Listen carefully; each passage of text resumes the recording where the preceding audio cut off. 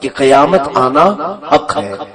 قیامت کے متعلق اگر کوئی ایک مسلمان نے شک بھی کیا تو وہ کافر ہو جائے گا، کیونکہ ایمان میں سے ہے ہمارے ایمان مفصل. آپ پڑھتے ہوں گے نا، آمنت باللہ وملائکتہ وکتبہ ورسلہ والیوم الآخر. والیوم الآخر 5ویں نمبر پر ایمان کا یہ حصہ ہے قیامت پر یقین رکھنا. والقدر خیرہ وشرہ من اللہ تعالی والبعث بعد الموت، جس کا مطلب یہ ہوا میں ایمان لایا اللہ پر، اس کے فرشتوں پر، اس کے رسولوں پر، اس کی کتابوں پر، اور قیامت کے دن پر، اور تقدیر پر، اور مرنے کے بعد دوبارہ زندہ کیے جانے پر. یہ ایمان ہے. اب سنیے، حضور اکرم صلی اللہ تعالی علیہ وسلم ایک محفل میں بیٹھے ہوئے ہیں. مشکات شریف کی حدیث ہے، اور یہ حدیث پاک بخاری اور مسلم میں بھی موجود ہے. حضرت عمر فاروق رضی اللہ تعالیٰ عنہ اس حدیث کے راوی ہیں. فرماتے ہم سب حضور صلی اللہ تعالیٰ علیہ وسلم کی مجلس میں بیٹھے ہوئے تھے. ایک اجنبی شخص محفل میں آیا. ہم میں سے اس کو کوئی پہچانتا نہیں تھا، اور نہ ہی اس کے اوپر سفر کے آثار نظر آ رہے تھے. ظاہر سی بات ہے، مدینے کا ہوتا تو ہم پہچان لیتے، باہر سے آیا ہوتا تو سفر کے آثار ہوتے. دونوں بھی چیزیں نہیں تھی. تعجب سے ہم دیکھ رہے تھے. وہ شخص اتنا قریب آیا کہ اپنے گھٹنے حضور کے گھٹنے سے ملا کے بیٹھ گیا. حضور صلی اللہ علیہ وسلم سے نہایت ہی قریب بیٹھ کر کے اس نے کچھ سوالات کیے. پوچھا سب سے پہلے مل ایمان، ایمان کسے کہتے ہیں؟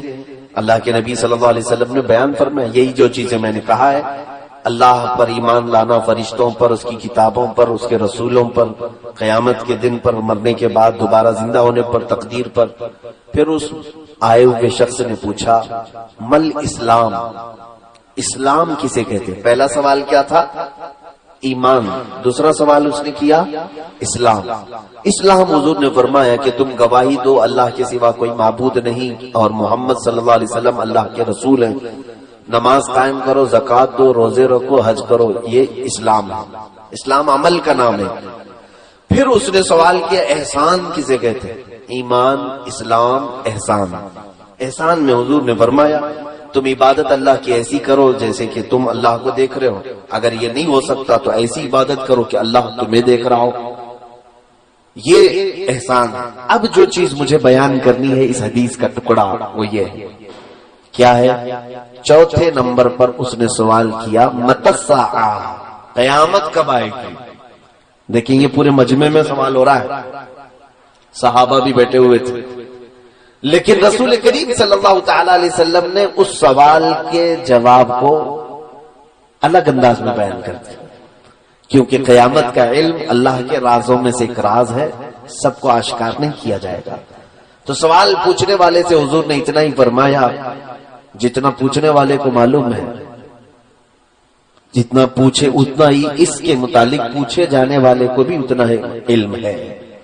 بہرحال حضور نے یہ نہیں فرمایا کہ مجھے معلوم نہیں ہے قیامت کا علم، مجھے معلوم نہیں. حضور نے یہ نہیں فرمایا. بعض لوگ اس کا ترجمہ غلط کرتے ہیں، لیکن حضور نے یہ فرمایا کہ ہاں میں اس کی کچھ علامتیں تمہیں بتا دوں گا. یہ نہیں بتایا کہ 10 جنوری کو 2025 کو، نہیں، محدد ٹائم نہیں، بلکہ یہ فرمایا کہ وہ آئے گی ضرور، ڈیٹ، پرٹیکولر ڈیٹ کی ضرورت نہیں، وہ کب آئے گی اس کی کچھ علامتیں میں بتا دیتا ہوں. اب حضور صلی اللہ علیہ وسلم نے اس محفل میں کچھ علامتیں گنوائی. 2-4 علامتیں تو اس حدیث میں ہی موجود ہیں. انت للامۃ ربتہا، حضور نے فرمایا دیکھنا جب ہر ماں اپنا سردار جننے لگے گی، یعنی جو بچہ پیدا ہو رہا ہے وہ ماں باپ پر حکومت کر رہا ہو، اور پھر تم دیکھو گے کہ ننگے پیر والے، نیچ ذات والے بڑے بڑے محلوں میں رہنے لگے، بڑی بڑی بلڈنگوں میں رہنے لگے، حکومت کرنے لگے. سمجھ لو قیامت قریب آ چکی. یہ علم اٹھا لیا جائے گا، جاہلوں کو لوگ سردار بنا لیں گے. یہ نشانیاں حضور نے گنائی. وہ شخص چلا گیا. حضرت عمر فاروق رضی اللہ تعالیٰ عنہ فرماتے میں دیکھنے کے لیے باہر گیا تو شخص ملا ہی نہیں ان کو. رسول کریم صلی اللہ علیہ وسلم نے حضرت عمر کو بلایا. تم اس کو ڈھونڈنے کے لیے گئے تھے؟ کہا اتاکم جبرائیل یعلمکم دینکم، وہ جبرائیل تھے جو تمہارا دین سکھانے کے لیے آئے تھے. حضور صلی اللہ علیہ وسلم سے جو انہوں نے سوالات کیے وہ پوری محفل کو سکھانے کے لیے. میرے عزیزو آؤ اب اس حدیث سے ہم آگے بڑھتے ہیں. اللہ کے حبیب صلی اللہ تعالی علیہ وسلم نے اتنی علامات بتائی ہیں قیامت کے آنے کی کہ کوئی بھی دنیا کا انسان آج تک جو آیا ہے کسی بڑے حادثے کی اتنی اطلاعات اب تک نہیں دے سکا کوئی بھی. موسم بتانے والے جو ایکسپرٹ لوگ ہوتے ہیں ٹی وی میں آتے ہیں نا روز سوٹ بوٹ پہن کر کے, موسم کا تاپمان اتنا رہے گا, یہاں بارش آئے گی, وہاں ٹھنڈی آئے گی, یہ جس دن بولتے ہیں اس دن بارش آتی نہیں, اور جس دن یہ کہتے ہیں کہ نہیں آ سکتی ہے تو آ جاتی ہے. یہ تو گیس کر کے بولتے ہیں, لیکن کسی بڑے حادثے کی اطلاع آج تک کسی نے دی. سونامی آ کے چلا گیا, پہلے سے کسی نے بتایا تھا کہ ایک بہت بڑا سونامی آئے گا؟ نہیں بتایا. بہت بڑا زلزلہ. امریکہ آج ٹیکنالوجی کے ہائی لیول پر پہنچا ہوا ہے. سائیکلون اتنے زیادہ اس کے ہاں آتے ہیں امریکہ میں کہ وہ اپنے ملک کو بچا نہیں پاتے. جب طوفان آتے ہیں تو ان کے پاس اتنے بڑے بڑے ایکسپرٹ ہیں, کوئی ان حادثوں کی اطلاع ان کو کیوں نہیں دے پاتا؟ جاپان ٹیکنالوجی کا مرکز سمجھا جاتا ہے, ہمیشہ زلزلے ہوتے ہیں جاپان میں, کوئی پکا گھر نہیں بنا پاتا. تو کب زلزلہ آ رہا ہے ان کے ماہرین کیوں نہیں بتا پاتے؟ زلزلہ پروف عمارتیں بنا کر کے ڈھہ جاتی ہیں. اور آسٹریلیا کے قریب جنگلات میں اتنی بڑی بڑی آگ لگ جاتی ہے اچانک, بڑا حادثہ. میں یہ کہنا چاہ رہا ہوں کسی بڑے حادثے کی اطلاع آج تک دنیا دے نہیں سکی. دنیا میں واحد شخصیت ہے محمد رسول اللہ صلی اللہ علیہ وسلم, جنہوں نے دنیا کے سب سے بڑے بڑے حادثوں کی اطلاع 1400 سال پہلے دی. کیا کیا چیزیں ہو سکتی ہیں. اللہ کے حبیب صلی اللہ علیہ وسلم نے جو حادثوں کی اطلاع دی ہے اس میں ایک بال برابر بھی فرق نہیں آیا, سب واضح ہوتی چلی آئی. قیامت کی نشانیوں کو بزرگوں نے 2 حصوں میں تقسیم کیا ہے, علامات صغرا, علامات کبرا. علامات صغرا کا مطلب چھوٹی نشانیاں, علامات کبرا کا مطلب ہے بڑی نشانیاں. چھوٹی نشانیاں تقریباً پوری ہو چکی, جیسے حضور اکرم صلی اللہ تعالی علیہ وسلم کی یہ فرامین کہ ماں باپ کی نافرمانی کثرت سے ہونے لگے گی, وہ تو ہم دیکھ رہے ہیں. گانے باجے کی کثرت بہت زیادہ ہو جائے گی, وہ ہم دیکھ رہے ہیں. حضور اکرم صلی اللہ تعالی علیہ وسلم نے یہ بھی فرمایا قیامت کے قریب امانتیں ضائع کر دی جائیں گی. امانتیں ضائع کر دی جائیں گی یعنی خیانت کرنے والوں کا بہت زیادہ دور دورہ ہو جائے گا, وہ بھی ہم دیکھ رہے ہیں. جس کے پاس مال رکھو وہ کھا جائے, خیانت کرے. پھر اللہ کے حبیب صلی اللہ علیہ وسلم نے فرمایا دین کے معاملات نااہلوں کے ہاتھ میں آ جائیں گے. جاہل جو ہے بڑے بڑی کمپنیاں چلا رہے, جاہل جو ہے مدرسے چلا رہے, جاہل جو ہے یونیورسٹیاں چلا رہے ہیں, مسجدیں چلا رہے ہیں. نااہلوں کے ہاتھ میں یہ سارے کام آ جائیں گے. یہ بھی حدیث پاک میں تھا, وہ ظاہر ہو گئی. مسجدیں بہت بڑی بڑی بنا دی جائیں گی لیکن عبادت کرنے والے نہیں رہیں گے. یہ علامت تو صاف نظر آ رہی ہے. مسجدیں سجا دی جائیں گی, خوب زیب و زینت ہوگی لیکن عبادت کم ہوگی. یہ علامت حضور کی. تو یہ جو چھوٹی علامات ہیں یہ میں گنا رہا ہوں. یہ فرمایا حضور اکرم صلی اللہ علیہ وسلم نے کہ زنا عام ہو جائے گا. ایسے لوگ زنا کریں گے جیسے جانور راستوں پر کرتے ہیں. وہ آج یورپین کنٹریز میں آپ جا کر کے دیکھیں تو وہاں کوئی عیب نہیں. اور آپ تو یہاں ایک تہذیب والے شہر میں رہتے ہیں, میں ممبئی شہر میں رہتا ہوں. وہاں تو ہم ٹرینوں میں سفر کرتے ہوئے بھی کتراتے ہیں کہ ہمارے سامنے اگر کوئی جوڑا چپکا ہوا ہو تو ہم اسے دیکھ بھی نہیں سکتے اور بول بھی نہیں سکتے. اتنی آزادی ہے کہ آج حریت آزادی کے نام پر ہر چیز کر لی گئی. بلکہ اب تو ہندوستان اس ڈگر پر آ گیا کہ یہاں پر گےازم کو بھی لیگل قرار دیا جا رہا ہے. مرد مرد کی شادی ہو سکتی ہے, عورت عورت کی شادی ہو سکتی ہے. ہومو سیکسولیٹی پر قانون بن گیا 377 یا 70 کچھ تو ہے. پارلیمنٹ ہماری اس پر قانون بنائی. یعنی یہ دنیا میں ہم جانوروں کی حد تک آنے کی پوزیشن میں آ جاتے ہیں. یہ سب میرے عزیزوں چھوٹی نشانیاں ہیں. چھوٹی نشانیوں میں اور بہت ساری ہیں جو آپ کے سامنے ہیں. لوگ غیروں کے طریقوں پر. حضور صلی اللہ تعالی علیہ وسلم کی امت پاک میں ہی جو مسلمان ہیں، حضور اکرم صلی اللہ علیہ وسلم نے ایک حدیث میں فرمایا یوشک ان تداعى علیکم الامم کما تداعى الاکلۃ الى قصعتها. قیامت کے قریب تم دیکھو گے کہ میری امت پر ساری دنیا جھپٹ پڑے گی جیسے بھوکا برتن پہ جھپٹتا ہے. یہ بھی ہے آج ہر ایک کا ٹارگٹ مسلمان، ہر ایک کا ٹارگٹ اسلام، جتنی بھی قومیں دنیا میں ہیں. حضور سے صحابہ نے پوچھا بھی تھا یومئذ نحن من قلۃ یا رسول اللہ، اے اللہ کے رسول کیا آپ کی اس امت پر جو ساری قومیں جھپٹ پڑیں گی کیا ہم تعداد میں بہت تھوڑے ہوں گے، بہت کم ہوں گے؟ یہ حدیث سنیے آپ. حضور صلی اللہ علیہ وسلم فرماتے ہیں وَلَكِنَّكُمْ كَثِيرُونَ غُثَاءً كَغُثَاءِ الْبَحْرِ. فرماتے نہیں تمہاری تعداد تو بہت زیادہ ہوگی لیکن تمہاری حیثیت سمندر کے جھاگ کی طرح ہوگی. سمندر کا جھاگ ہوا آنے سے اڑ جائے گا، پیوریٹی نہیں باقی رہے گی، اخلاص نہیں ہوگا، ایمان نہیں ہوگا. کروڑوں کی تعداد میں ہے لیکن سب ڈرے ہوئے سہمے ہوئے ہوں گے. یہ بھی قیامت کی علامت ہے. اور حضور اکرم صلی اللہ تعالی علیہ وسلم فرماتے ہیں وَلَيَقْذِفَنَّ اللَّهُ عَلَى قُلُوبِكُمْ الْوَهْنَ. تمہارے دلوں پر اللہ رب العزت وہن ڈال دے گا. وہن. صحابہ نے پوچھا مل وہن یا رسول اللہ، وہن کسے کہتے ہیں؟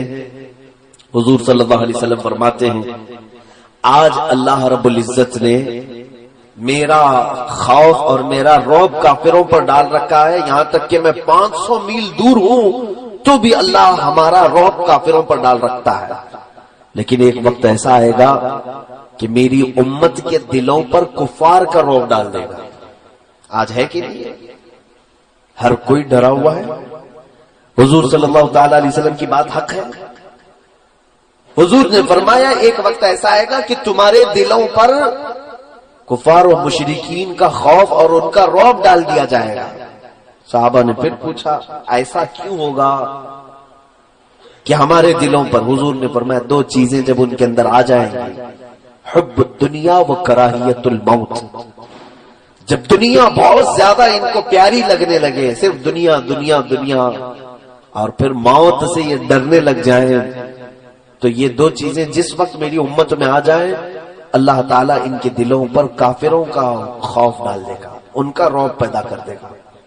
شاید یہ دو چیزیں ہمارے دلوں میں آئی گئی ہیں. ہر ایک کو اپنا کچھ بنانا ہے، سیلفش ہیں ہم، ہر ایک کو صرف اپنی دنیا بنانی ہے، اور اس کے بعد پھر کوئی مرنا نہیں چاہتا ہم میں سے. ارے میاں مسلمان کے لیے تو موت بڑی نعمت کی چیز ہے کہ اللہ سے ملاقات ہوتی ہے. الموت جسر یوصل الحبیب الی الحبیب. موت ایک برج کا نام ہے، ایک حبیب کو دوسرے حبیب سے ملا دیتی. بہرحال یہ تھی چھوٹی علامتیں. اب جو بڑی علامتیں ہیں جو اب تک ظاہر نہیں ہوئی اس میں سے چند حضور اکرم صلی اللہ تعالی علیہ وسلم نے فرمایا تم قیامت کے قریب دیکھو گے عیسیٰ ابن مریم آسمان سے نازل ہوں گے. عیسیٰ علیہ السلام جو آسمانوں پر اٹھائے گئے ہیں، یہ عیسائیوں کا عقیدہ ہے کہ ان کو صلیب پر چڑھا دیا گیا، ان کو پھانسی دی گئی، اسی لیے بیچارے ایک کراس کا نشان پہنتے ہیں آج بھی، ان کو لٹکا کر کے گھومتے ہیں. جبکہ قرآن کہتا ہے وَلَكِنْ شُبِّهَ لَهُمْ وَمَا قَتَلُوهُ وَمَا صَلَبُوهُ وَلَكِنْ شُبِّهَ لَهُمْ. اللہ فرماتا ہے نہ ہی یہودیوں نے عیسیٰ کو قتل کیا ہے اور نہ ہی پھانسی دی ہے، بلکہ ان کو شبہ میں ڈال دیا گیا ہے. عیسیٰ علیہ السلام کو آسمانوں پر اٹھایا گیا، اب بھی موجود ہیں وہ. اب وہ قیامت کے قریب آسمان سے نیچے آئیں گے زمین پر. یہ بڑی نشانی ہے قیامت کی، بڑی نشانی. یہ قیامت کے بہت قریب آئیں گے. لیکن یہ ضرور ہے کہ حضور صلی اللہ تعالی علیہ وسلم کے امتی بن کر کے زندگی گزاریں گے. اب ان کی شریعت نہیں رہے گی، حضور کے امتی بن کر کے زندگی گزاریں گے. بڑی علامات میں یہ بھی ہے، حضور اکرم صلی اللہ تعالی علیہ وسلم نے فرمایا کہ تم دیکھو گے یاجوج ماجوج نکلیں گے. لوگوں کے دماغ میں یہ ہے کہ یاجوج ماجوج یہ دو آدمی ہوں گے اور یہ پورے لوگوں کو ڈرائیں گے. دو آدمی نہیں، یاجوج ماجوج کی تعداد جانتے ہیں آپ؟ بیان کیا ہے مفسرین نے کہ پورے دنیا میں جتنے انسان ہیں اس کے 10 گنا زیادہ جنات ہیں. 10 گنا زیادہ جنات کی تعداد ہے، اور جتنے جنات ہیں اس سے 10 گنا زیادہ یاجوج ماجوج کی تعداد ہے. اتنی بڑی فوج ہے یہ، اور یہ چھوٹ جائیں گے. کسی جگہ ان کو قید کیا گیا ہے اور یہ زمین پر آئیں گے، بلکہ وہ زمین میں کسی حصے پر ہیں اب بھی. حدیث میں اس کا ہے. میرا ٹاپک یاجوج ماجوج نہیں ہے، مختصر میں بتا رہا ہوں کہ وہ آئیں گے، پوری زمین میں فساد مچائیں گے، ہر چیز کھا جائیں گے، لوگوں کی کھیتیاں چر جائیں گے، سامان کھا جائیں گے. پھر ان کو اللہ تبارک و تعالیٰ ایک بیماری میں مبتلا کرے گا اور سارے مر جائیں گے. یہ حدیث میں ہے. بڑی نشانی یہ اب تک آئی نہیں ہے. اور اس کے علاوہ بڑی نشانی یہ بھی ہے کہ اللہ کے حبیب صلی اللہ علیہ وسلم نے فرمایا تم دیکھنا کہ سورج پچھم سے نکل آئے گا. سورج ابھی پورب سے نکلتا ہے نا، ایک دن ایسا آئے گا کہ سورج پچھم سے نکل آئے گا، لیکن بس وہ دوپہر تک تھوڑی دیر نکلے گا، پھر واپس چلا جائے گا پچھم میں، پھر جہاں سے نکلتا ہے وہیں سے نکلے گا روزانہ. ایک دن صرف ایسا ہوگا. اور حضور فرماتے ہیں وہ یعنی دنیا میں عمل کا آخری دن ہوگا، اعمال کا قبولیت کا آخری دن ہوگا. اس سے پہلے جس نے توبہ کیا، اس سے پہلے جو ایمان لایا، اس کا ایمان ہے. سورج کے پچھم سے نکلنے کے بعد نہ کسی کی توبہ قبول ہوگی، نہ کسی کا ایمان قبول ہوگا، کوئی نہیں. میرے عزیزو ہمیں یہ معلوم نہیں، ہم راتوں کو سوتے ہیں، پتہ نہیں کون سی صبح سورج پچھم سے نکل آئے. ڈر بھی نہیں، ہمیں خوف بھی نہیں ہے. یہ بڑی علامتوں میں سے. اس کے علاوہ بڑی علامتوں میں سے حضور اکرم صلی اللہ علیہ وسلم نے فرمایا تم دیکھو گے کہ آدم علیہ السلام کے پیدائش سے لے کر قیامت آنے تک کا سب سے بڑا فتنہ دنیا میں اگر کوئی چیز ہے، حضور فرماتے وہ دجال کا ظاہر ہونا. دجال، اسی پر آپ مجھے بولنے کے لیے کہا ہے. دجال کا ظاہر ہونا. یہ دجال ہے کیا چیز، اس پر میں ڈیٹیل میں آؤں گا، پہلے یہ علامتیں ختم کر لیتے ہیں. دجال کا ظاہر ہونا یہ قیامت کی سب سے بڑی علامت ہے. لیکن ساتھ میں ایک اور نشانی ہے، دابۃ الارض.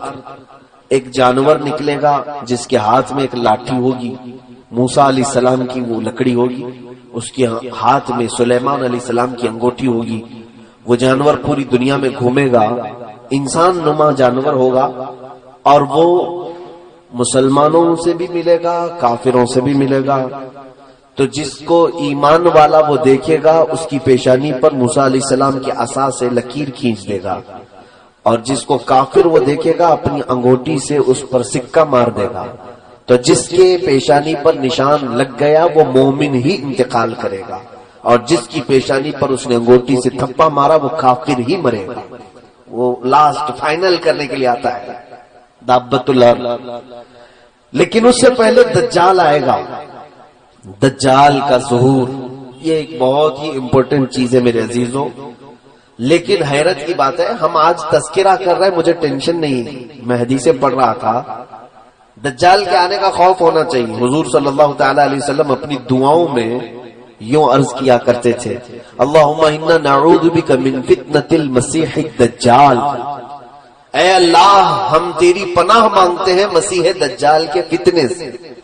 آپ بھی دعاؤں میں اس کو شامل رکھیں. فرمایا کہ جب وہ دجال ظاہر ہوگا تو اس قدر آزمائش میں مبتلا کر دیا جائے گا ایمان والوں کو، وہ 40 دن میں پوری دنیا گھوم لے گا. بہت فاسٹ ہوگا، پوری دنیا میں جائے گا، اور اس کے ایک ہاتھ میں جنت، ایک ہاتھ میں دوزخ کی شکل وہ بنا کر کے لائے گا، دکھائے گا. اصلی جنت اور اصلی دوزخ نہیں، لیکن وہ لوگوں کو یہ دکھائے گا کہ میرے سیدھے ہاتھ کی طرف دیکھو، اس میں باغیچے ہیں، لہلہاتے ہوئے باغ ہیں، اس میں نہریں ہیں، اور بائیں ہاتھ میں آگ اگل رہی ہے. اس کا منشا اور اس کا مقصد کیا ہوگا؟ وہ کہے گا مجھے خدا بولو، میرے سامنے سجدہ کرو. تو اگر کوئی اس کو سجدہ کرنے سے انکار کرے، حدیث پاک میں اس کی دونوں ٹانگیں پکڑ کر چیر دے گا اس مومن کو، یا تو پھر کھولتے ہوئے تیل میں ڈالے گا، یا پھر وہ اپنی جلتی ہوئی آگ میں ڈالے گا. بہت سخت شدت کی تکلیف دے گا. اور جو اسے خدا مان لے، اس کے سامنے سجدہ کرے، وہ اس کو اپنی جنت میں ڈال دے گا. وہ لاکھوں کی تعداد میں لوگوں کو کافر بنائے گا، لاکھوں کی تعداد. اور یہ کوئی بعید بات نہیں لگتی مجھے. کیوں؟ آج کی سچویشن میں دیکھ رہا ہوں، یہاں کوئی بابا، لٹھ والا بابا اگر جیب سے ایک سکہ نکال کر کے دے دے تو لوگ سجدہ کرنا شروع کر دیتے ہیں. ارے بڑے پہنچے ہوئے بابا ہیں، ان کے بارے میں کچھ بھی مت بولنا. تو یہاں جو باباؤں سے بہک جاتی ہے پبلک، وہ دجال سے کیسے نہیں بہکے گی؟ دجال تو بہت بڑے بڑے کارنامے کر کے دکھائے گا، وہ خالی سکے نکال کر کے نہیں. میرے عزیزو حدیث پاک میں ہے، وہ آسمان سے بارش برسا کے دکھائے گا، زمین سے سبزہ اگا کے دکھائے گا. یہ کہے گا کہ میرے حکم سے بارش برستی ہے، میرے حکم سے زمین سبزے اگاتی ہے، تو مجھے خدا مانو. تو لوگ ظاہر سی بات ہے، آپ بارش برسانا اللہ کا کام ہے، زمین سے سبزے اگانا اللہ کا کام ہے. تو بہت سارے لوگ یہی کہیں گے کہ خدا ہمارا زمین پر اتر پڑا، چلو اسی کی عبادت کرو. تو یہ دجال لوگوں کو اپنی عبادت میں مصروف کرنے کی کوشش کرے گا. یہ دنیا کا سب سے بڑا فتنہ، سب سے بڑا فتنہ. لیکن صرف اور صرف 2 شہر محفوظ رہیں گے، مکہ مکرمہ اور مدینہ طیبہ. حضور پاک صلی اللہ علیہ وسلم نے فرمایا کہ دجال پوری دنیا گھوم پھر کر مکہ اور مدینے آنے کی کوشش کرے گا، فرشتے اسے دھکا دے کر کے باہر کریں گے. وہ یہ دونوں حرم کے حدود میں نہیں آ سکے گا، بس وہ سیف جگہ ہے. لیکن ہم سب پوری دنیا میں جہاں پر بھی ہیں، کوئی جگہ سیف نہیں. دجال ظاہر ہوگا. اب میں یہ بھی بتاؤں کہ حدیثوں میں اس کا ذکر کہاں سے ہے. بعض لوگ کہتے ہیں قرآن میں نہیں ہے، لیکن صحیح احادیث کریمہ میں موجود ہے. صحیح احادیث کریمہ میں دجال کے آنے کی جو علامات بتائی گئی ہیں، سب سے پہلے دجال کا میننگ سمجھ لو آپ کہ اس کو دجال کیوں کہتے ہیں. عربی میں دجل لفظ ہے یہ، جس کا مطلب ہوتا ہے جھوٹ یا بدل دینا. گدھے کے اوپر آپ نے شیر کی کھال ڈالی تو اس کو کہتے ہیں دجل، یہ فریب کیا ہے، اندر کچھ اور ہے اوپر کچھ اور دکھا رہا ہے. تلبیس یہ دجل ہے. اور دجل کا مبالغے کا صیغہ ہے دجال، بہت زیادہ جھوٹ بولنے والا، بہت زیادہ جھوٹ بولنے والا. اور ساتھ میں اس کو مسیح دجال کہتے ہیں. حدیث پاک میں بھی مسیح کا لفظ آیا ہے. مسیح جو ہے، مسیح کے کئی معنی ہیں عربک ڈکشنری میں. ایک معنی یہ ہے کہ ہاتھ پھیرنے والا، ایک معنی ہے شفا دینے والا، ایک معنی ہے کہ لوگوں کو دعا کرنے والا، عافیت دلانے والا، ایک معنی یہ بھی ہے کہ جھوٹ بولنے والا. مسیح کے کئی معنی ہیں، لیکن اب میں آپ کو بتاؤں مسیح دجال کون ہوگا، کیسا ہوگا، کب آئے گا. 3 پوائنٹ پر آپ مجھ سے بات سنیں، اور اس کے آنے سے پہلے کیا ہو گئے. 4تھا پوائنٹ ہے اور وہ بہت ضروری ہے. دجال حضور صلی اللہ تعالی علیہ وسلم نے فرمایا وہ ایک آنکھ کا ہے، کانا دجال. بعض لوگ اس تشویش میں مبتلا ہیں. کچھ لوگ مجھے کہنے لگے اسرائیل میں ایک آنکھ کا بچہ پیدا ہوا ہے، اس کی فوٹو بہت وائرل ہو رہی تھی، کہا کہ دجال پیدا ہو گیا، دجال پیدا ہو گیا. تو سوال میرے پاس یہ آیا کہ دجال پیدا ہوگا یا کہیں سے نکلے گا. حدیث پاک ہے ابو داؤد شریف کی، دجال پیدا نہیں ہوگا، وہ آلریڈی ابھی ہے، کسی جزیرے میں ہے. حضور پاک صلی اللہ تعالی علیہ وسلم ایک دن مسجد نبوی شریف میں تاخیر سے عشاء کی نماز پر آئے. یہ حدیث حضرت فاطمہ بنت قیس رضی اللہ تعالی عنہا سے مروی ہے، اور یہ حدیث غالباً مسلم شریف کی، ابو داؤد شریف کی، لیکن سیاہ ستہ میں حدیث موجود ہے. حضور تاخیر سے آئے. صحابہ نے پوچھا یا رسول اللہ صلی اللہ علیہ وسلم عشاء میں اتنی تاخیر سے آپ تشریف لائے؟ کہا ہاں، مجھے تمیم داری کی بات نے روک لیا تھا. تمیم داری پہلے ایک عیسائی عالم تھے، بعد میں یہ مسلمان ہوئے، صحابی ہیں. ان کا ایک بڑا لمبا واقعہ ہے، آپ اس کو سن لینا علماء کرام سے، میرے پاس اتنا وقت نہیں ہے. تمیم داری ایک سفر پر تھے، ایک مرتبہ کسی جزیرے میں یہ پھنس گئے. تو انہوں نے حضور صلی اللہ تعالی علیہ وسلم کو ایک واقعہ بتایا کہ سمندر کے سفر میں جہاز جو ہے بہک گیا اور ہچکولے کھاتے ہوئے غرق ہونے کے قریب تھا، لیکن ایک جزیرے میں پتہ نہیں کہاں پر، جزیرہ سمجھتے ہیں نا، آئی لینڈ، بیچ میں سوکھی جگہ اور چاروں طرف سے پانی ہو، اس کو آئی لینڈ جزیرہ کہتے. تو اس جزیرے پر میں پہنچ گیا تو وہاں دیکھا ایک عورت بہت ہی اونچی ہے، کالی شکل کی ہے، اور وہ اپنے بالوں کو نوچ رہی ہے. میں نے پوچھا کہ تو کون ہے؟ تو اس نے کہا میں جاموس ہوں، یا کوئی لفظ اس نے کہا. جاموس تو عربی میں بھینس کو کہتے ہیں، لیکن الفاظ یہ ہیں. کہا میں دجال کی عورت ہوں، میں تجھے اور ایک چیز دکھاتی ہوں. تو لے کر کے گئی. ایک بہت بڑی عمارت تھی، قلعہ تھا. وہاں جا کر کے دیکھا. یہ کہتے ہیں کہ اندر ایک بھیانک شکل والا، جس کی ایک آنکھ تھی کالا قسم کا، وہ اپنے بالوں کو نوچ رہا تھا اور زمین سے آسمان کی طرف اچھل کود کر رہا تھا. بہت توجہ سے سنیے اس حدیث کو. تو میں قریب گیا اور پوچھا تم کون ہو؟ تو اس نے کہا میں دجال ہوں، میں دجال ہوں. یہ شاید ہو سکتا ہے کہ ہم سب کو عبرت کے لیے ایک شخص کو دکھا دیا گیا، ورنہ سب کے لیے پاسبل نہیں ہوگا. آج بھی بعض لوگ اس حدیث کی تشریح کرتے ہوئے یا تحقیق کرتے ہوئے، مجھ سے بھی کئی لوگوں نے پوچھا برموڈا ٹرائنگل شاید وہی جزیرہ ہوگا. برموڈا ٹرائنگل ایک جگہ ہے جہاں کوئی جہاز جاتا ہے تو واپس آتا ہی نہیں ہے. لیکن ایک حدیث پاک میں یہ موجود ہے کہ یہ گئے بھی اور آئے بھی، اور رسول پاک کو خبر بھی دیا کہ میں ایک ایسے شخص کو دیکھ کر کے آیا ہوں. لیکن سنیے دجال نے کیا کہا ان سے کیا پوچھا؟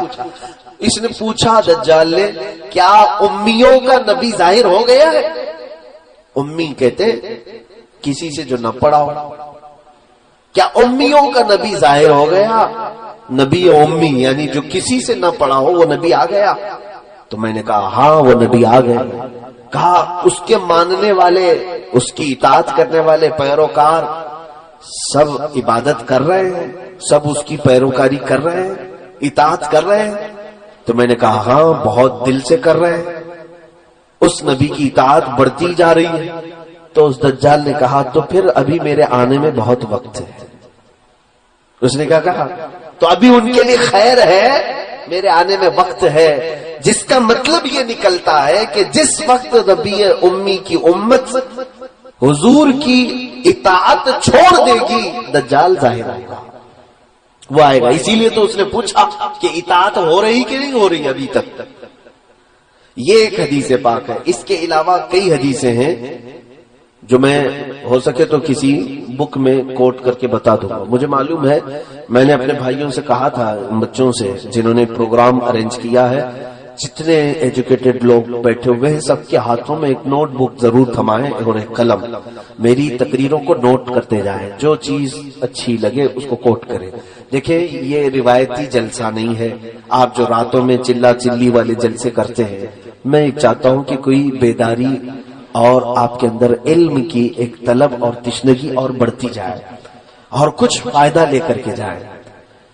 اس کے لیے یہ ضروری ہوتا ہے کہ آپ تقریر سن کر کے واہ واہ سبحان اللہ نعرے لگا کر سو نہ جائیں، بلکہ اس کو یاد رکھیں اور دوسروں تک پہنچانے کی کوشش کریں کہ میرے پاس ایک ایجوکیشن یہ آیا ہے، تو بھی میرے بھائی سن لے. اسی لیے ہم نے یوٹیوب کے چینل وغیرہ چلائے. صرف واحد ہمارا مقصد یہی ہے کہ علم چھپایا نہ جائے، دوسروں تک پہنچ جائے. اب دجال کے متعلق یہ بات سنیے. ایک حدیث پاک یہ ہوگی، سیدنا ابو بکر صدیق رضی اللہ تعالیٰ عنہ سے بھی حدیث پاک ہے. یہ مسلم شریف کی حدیث میں موجود ہے کہ آپ نے فرمایا کہ حضور صلی اللہ تعالیٰ علیہ وسلم نے دجال کا ذکر فرمایا اور ارشاد فرمایا وہ مشرق کی طرف سے ظاہر ہوگا. تو پوچھا گیا مشرق کدھر؟ کہا خراسان کی طرف. خراسان جانتے ہیں؟ خراسان یا افغان اور ایران کے علاقے کو خراسان کہتے ہیں. تو یہاں سے بھی ٹینشن ختم ہو گیا. کچھ لوگ جو ہے عرب سے کہہ رہے ہیں، امریکہ سے. نہیں، ضروری نہیں. حدیثوں میں مشرق کا لفظ آیا اس طرف سے آئے گا. تو جب بھی آئے گا اس کے آنے سے پہلے کیا ہوگا؟ میں نے 2 پوائنٹ تو پہلے بتا دیے تھے. کون ہے اس کے بارے میں نے بتایا وہ سب سے زیادہ جھوٹا ہوگا، یعنی جو خدا ہی بن کر کے آیا ہے اس سے بڑا جھوٹا کون ہو سکتا ہے. دوسری چیز یہ ہے کہ وہ کیسا ہوگا وہ بتایا حضور صلی اللہ علیہ وسلم نے. کہا ایک ہی آنکھ ہوگی اس کی اور کانا ہوگا، اسی لیے اس کو کانا دجال بھی کہتے ہیں. اور وہ 40 دن میں پوری دنیا گھومے گا. اچھا اب تیسری بات یہ ہے وہ کب آئے گا. اس کی ایک بات یہ ہے کہ حضرت ابو بکر صدیق نے پوچھا یا رسول اللہ صلی اللہ علیہ وسلم وہ کب آئے گا؟ فرمایا دجال اس وقت ظاہر ہوگا جب سارے لوگ اس سے غافل ہو چکے ہوں گے، اس کے بارے میں کوئی بات ہی نہیں کر رہا ہوگا۔ آج تو ہم بات کر رہے ہیں، اسی لیے میں نے کہا مجھے ٹینشن نہیں ہے، لیکن جس وقت سارے لوگ بھول چکے ہوں گے، کوئی بات ہی نہیں کر رہا ہوگا دجال کے متعلق، دجال اچانک آئے گا۔ لیکن میرے عزیزو، ہمارا ایک بات کرنا بھی کافی نہیں ہے، میجورٹی آج دجال کے متعلق گفتگو نہیں کرتی۔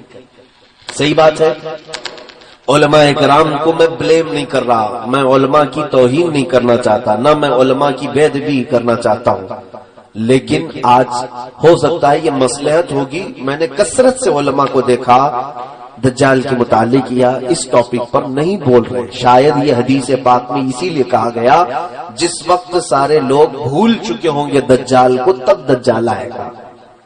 تو بھول گئے آج، دوسرے سارے ٹاپک پہ ہم گفتگو کرتے اس پر نہیں۔ جب تک دجال سے لوگوں کو ہم ڈراتے رہیں گے، اس کے فتنے سے پناہ مانگتے رہیں گے لوگ، وہ نہیں آئے گا، وہ نہیں آئے گا۔ اب اس کے آنے سے پہلے کیا ہوگا، یہی میرا ٹاپک ہے۔ فرمایا گیا کہ جھوٹ کو سچ کر دیا جائے گا اور سچ کو جھوٹ بنا دیا جائے گا۔ پوری دنیا میں آج اس مشن پر پورا بہت بڑے پیمانے پر کام ہو رہا ہے، جھوٹ کو سچ بنا دو اور سچ کو جھوٹ بنا دو۔ اور اس میں سب سے بڑا اگر کوئی رکن ہے دجال کا تو وہ میڈیا ہے۔ اسی لیے میں اپنی تقریروں میں ہمیشہ یہ کہتا ہوں، لوگ گودی میڈیا کہنے لگے، گودی میڈیا نہیں، ان کو دجالی میڈیا کہو۔ دجال کے پلان پر عمل ہو رہا ہے، یعنی جتنا جھوٹ ہے اس کو اتنا مسالہ لگاؤ، اتنی بار بولو کہ سچ لگنے لگ جائے، اور کسی سچ کو اتنا چھپا دو کہ لوگ بھول جائیں کہ وہ کوئی جھوٹی بات ہوتی۔ یہ آج ہو رہا ہے کہ نہیں ہو رہا ہے؟ اور گناہوں کو سجا کر کے پیش کیا جائے گا کہ نئی نسل کو یہ لگے گا کہ یہ نیکی کا کام ہے۔ آج سود کو انٹرسٹ کا نام دیا گیا، فائنانس کا نام دیا گیا، نئے نئے نام دے رہے ہیں۔ گناہ تو وہی ہے نا، شراب کو الگ الگ نام دیے جائیں گے سجا کر کے۔ بہت سارے نوجوان ہیں ہمارے کہتے شراب نہیں پیتے، بیئر پی رہے ہیں۔ بیئر کیا چیز ہے میرے عزیزو؟ نام بدلنے سے کوئی چیز کی حرمت نہیں بدلتی، نئے نئے نام۔ ایک بار میں پلین میں تھا، ایک ایئر ہوسٹس آئی، اس نے ایک کین دیا، سب کو دے رہے تھے، کہا یہ کریزی واٹر ہے۔ کریزی واٹر یہ کیا چیز ہے؟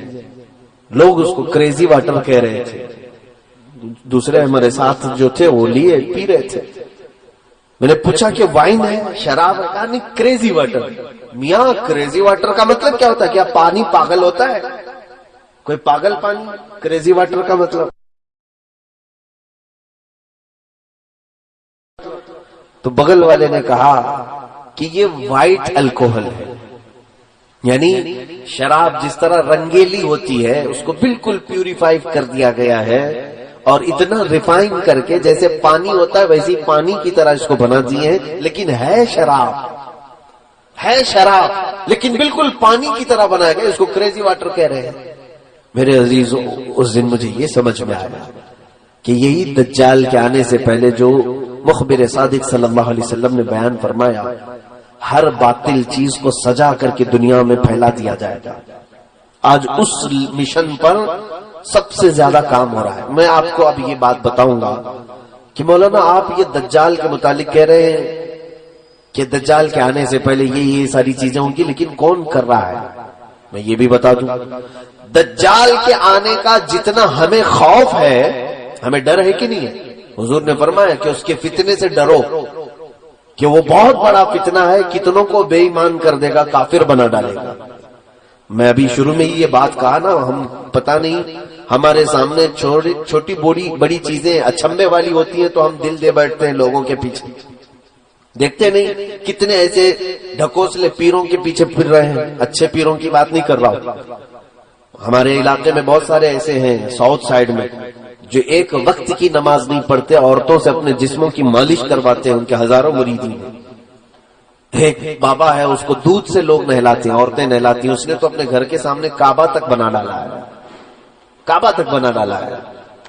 کیوں ان کے پیچھے پبلک ہے؟ میں نے پوچھا کہ تم پاگل ہو، مسلمان ہو؟ سامنے وہ شرک کر رہا ہے، اس کے پیچھے پڑے ہو، کہا نہیں تمہیں معلوم نہیں بابا کے چمتکار کیا کیا ہے؟ کہا کیا دکھاتا ہے؟ یہ نظر بندی کرتا ہے، جادو کرتا ہے، لوگوں کے پیٹ میں سے سوئیاں نکالتا ہے، لوگوں کے پیٹ میں سے بلیڈ نکالتا ہے، اور کہتے ہیں ہم نے تو کبھی نہ سوئی کھائی نہ بلیڈ کھائی، لیکن بابا جب کہہ کر آتے ہیں تو سوئی بھی نکلتی ہے، بلیڈ بھی نکلتی ہے۔ کہا یہ تو نظر بندی ہے، شعبدہ بازی ہے، جادوگری ہے۔ اور اس کو دیکھ کر کے وہ لوگ اس کے فریفتہ ہو گئے بابا کے۔ اسی دن مجھے یہ بات یاد آئی، اس بابا نے تو خالی اتنا ہی دکھایا، جب دجال بارش برسا کے دکھا دے گا، سبزہ اگا کر کے دکھا دے گا، تب تو یہ قوم تو اس کو اللہ ہی کہنے لگ جائے گی، اس کو تو خدا مان بیٹھے گی۔ اسی لیے دجال پوری دنیا کا سب سے بڑا فتنہ ہے جو حضور نے فرمایا۔ اب اندازہ کیجیے آپ، رسول کریم صلی اللہ تعالی علیہ وسلم جس کے فتنے سے پناہ مانگتے ہو، وہ فتنہ کتنا بڑا ہوگا۔ نبی آخر الزمان صلی اللہ علیہ وسلم خود دعا کرتے تھے، اے اللہ مجھے دجال کے فتنے سے بچا، وہ کتنا بڑا فتنہ ہوگا۔ اس لیے ہم لوگوں کو ہلکے میں نہیں لینا ہے اس کو۔ اچھا میں جو بات کہہ رہا تھا، ہم جتنا اس کے فتنے سے ڈرتے ہیں، دنیا میں ایک قوم ایسی ہے جو اس کا شدت سے انتظار کر رہے ہیں۔ دجال کو وہ بہت زیادہ چاہتے ہیں، بہت زیادہ محبت کرتے ہیں، اور اس کے آنے کے لیے جانے کیا کیا کر رہے ہیں۔ ہم ڈر رہے ہیں نا، ہم تو اس کے فتنے سے ڈرے۔ دنیا میں ایک قوم ہے جو دجال کے آنے کا انتظار کر رہی ہے، وہ یہودی قوم ہے، جیوز جو ہیں، یہودی اسرائیلی۔ میں اس کو کھل کر کے بول رہا ہوں۔ ایک بات مجھے معلوم ہے، میرے استاد مصر میں انہوں نے بتایا بھی تھا کہ یہودی اس وقت دنیا میں اتنے منصوبے بناتے ہیں، اور ان کے خلاف جو بولتا ہے اس کو یا تو مار ڈالتے ہیں، یا اس کے خلاف ایسی سازشیں رچتے ہیں کہ وہ بند ہو جائے، قید ہو جائے، یا تو پھر اسے خرید لیتے ہیں۔ یہ تو میں تقریباً 10 سال سے بول رہا ہوں۔ مجھے اس بات کا خوف نہیں ہے، جس وقت تک اللہ نے زبان رکھی ہے میں امت محمدیہ کو حضور کی امانت سپرد کر کے رہوں۔ جب اللہ کو منظور ہو وہ میری زبان بند کرا دے، اور رب تبارک و تعالیٰ کے چاہے بغیر کچھ نہیں ہوتا۔ اس بات کو سن کر کے چلے۔ اگر کسی کو سننے میں اور محفل میں بیٹھنے سے ڈر لگتا ہے کہ یہ کوئی ہارر ٹاپک ہے، تو خدا حافظ کہہ سکتے ہیں، اپنے بستر پہ جا بھی سکتے ہیں۔ میری طرف سے کوئی زور زبردستی نہیں ہے بیٹھنے کی، لیکن اگر کسی کو کچھ نالج لینا ہے تو بیٹھ سکتے ہیں۔ دجال کے متعلق سب سے زیادہ اگر کسی کو انتظار ہے تو یہودیوں کا ہے، اسرائیل کو۔ اب ان کی کتابوں میں ان کے بڑے لوگوں نے لکھا ہے کہ دجال اس وقت تک نہیں آئے گا جب تک اسلام اور مسلمانوں کو رسول سے دور نہیں کر دیا جائے گا۔ سب سے اہم چیز ہے یہ۔ ان کو کیا چاہیے؟ دجال چاہیے۔ اور دجال کے آنے کے لیے دروازہ کیا ہے؟ پوری دنیا کے مسلمان اپنے نبی سے دور ہوں، کیونکہ دجال نے بھی اس حدیث میں نے بتایا نا، پوچھا نا تمیمداری سے کہ وہ آخری نبی آ گئے، تو انہوں نے کہا آ گئے۔ اس نے پوچھا کیا ان کی امت ان کی اطاعت کر رہی ہے؟ تو انہوں نے کہا اطاعت کر رہی ہے۔ تو دجال نے کیا کہا؟ ابھی میرے آنے کا وقت نہیں۔ اب ان کو دجال چاہیے، کیوں؟ یہ کہتے ہیں ہمارا وہ مسیحا ہے۔ دجال کے آنے کے لیے روزانہ صبح اور شام میں دعائیں ہوتی ہیں اسرائیل میں، روزانہ دعائیں ہوتی ہیں، اور وہ اس لیے دعا کرتے ہیں کہ وہ ہمارا مسیحا ہے، ہمیں تکلیفوں سے نجات دے گا، ہماری پوری دنیا میں حکومت قائم کرے گا، ہمیں موت سے بھی بچائے گا۔ ایک بات یہ بھی یاد رکھ لے کہ دنیا میں سب سے زیادہ موت سے ڈرنے والی قوم یہودی ہے۔ وہ مرنا نہیں چاہتے کوئی بھی، وہ موت سے بہت ڈرتے ہیں۔ اسی لیے ان کا آپس میں جو ایک دوسرے کو سلام بھی جو کرتے ہیں، ہم السلام علیکم کہتے ہیں، ان کا سلام ہے ذی 1000 سال۔ فارسی میں یہ ہے ذی 1000 سال، تفسیر میں لکھا ہوا ہے یہودی آپس میں ایک دوسرے کو سلام بھی کرتے ہیں تو یوں کہتے ہیں جیو 1000 سال، جیو 1000 سال۔ قرآن میں پہلے پارے میں اللہ نے فرمایا ہے لو یعمر 1000 سنۃ وما هو بمزحزحہ، یعنی اگر ان کو 1000 سال کی عمر بھی دے دی جائے تب بھی وہ مرنا پسند نہیں کرتے۔ اور اللہ تعالیٰ نے ان کے رد میں جتنی آیتیں نازل فرمائی، یہ کہتے ہیں ہم اللہ کے بیٹے ہیں، ہم اللہ کے محبوب ہیں۔ پوری دنیا کیچڑ سے بنائی گئی ہے اور ہم کو جنت کی مٹی سے بنایا گیا ہے۔ پوری دنیا کو جانوروں کے پخانے سے زیادہ گندی چیز سے بنایا گیا ہے، اور ہم شعب اللہ المختار ہیں، اللہ کی پسندیدہ قوم ہے۔ کون کہتے ہیں؟ یہود، جیوز۔ یہ ایک مٹھی بھر قوم ہے، انہوں نے جو عقیدے بنا رکھے ہیں وہ یہ ہے کہ دنیا کی سب سے افضل ترین قوم ہم ہیں، ہمارا یہ حق ہے دنیا میں، ہر چیز پر ہمارا قابو ہونا چاہیے، اقتدار ہمارا ہونا چاہیے۔ یہ قوم ایسی ہے، یہ پوری دنیا میں کہتے تھے وقالت اليہود نحن ابناء اللہ واحباؤہ۔ قرآن میں اللہ نے فرمایا، یہ کہتے ہیں ہم اللہ کے بیٹے ہیں، ہم اللہ کے محبوب لوگ ہیں، سب سے زیادہ پیارے ہیں۔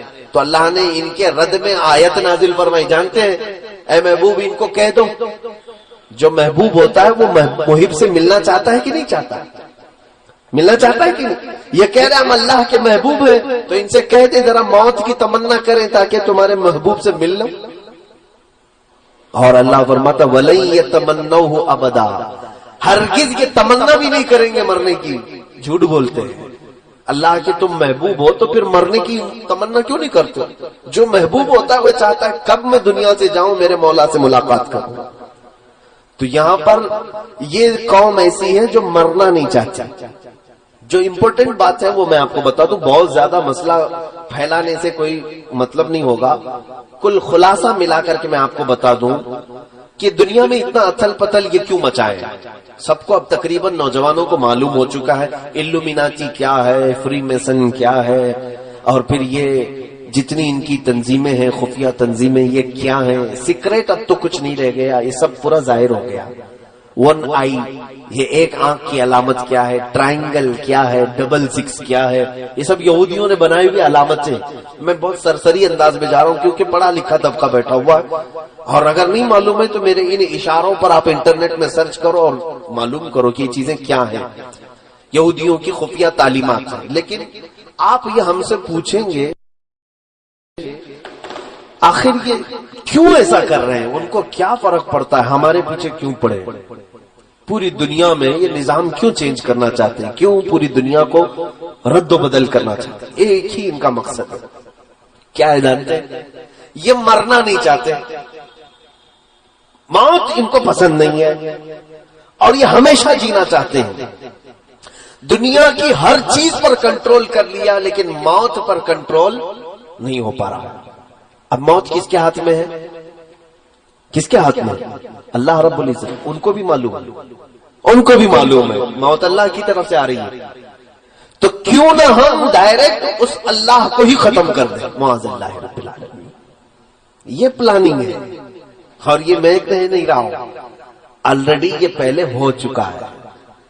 ایک ڈاکٹر ہے، میں نام ذکر نہیں کر رہا ہوں، وہ عیسائیوں کے بڑے ماہر محقق ہیں، انہوں نے بھی اس چیز کی تحقیق میں لکھا ہے کہ پہلے کے دور میں نمرود کی جب حکومت تھی تب بھی یہ یہودی تھے، تو ان لوگوں نے کیا کیا تھا، نمرود جو بادشاہ ہے اس نے ایک بہت بڑا محل بنایا تھا۔ نمرود بھی بہت لمبی عمر تک جیا، بہت بڑی طاقت تھی، وہ خدا کہلاتا تھا اپنے آپ کو، لوگوں سے سجدے کرواتا تھا، لیکن اب اس کو بھی ایک ہی ٹینشن تھا، کیا؟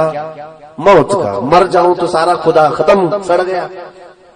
اس کو بھی موت نہیں چاہیے تھی۔ اس نے کیا سوچا، پوری دنیا پر میرا کنٹرول، پورے لوگ میرے سجدہ کر رہے ہیں، تو کیوں نہ میں پوری پبلک کو ملا کر کے فوج بنا لوں اور اس خدا سے لڑ لوں۔ ایک بار ٹرائی کر کے دیکھتے ہیں، اس خدا کو مار کے گرا دیں گے تو پھر اب موت حیات سب ہمارے ہاتھ میں آ جائے گی۔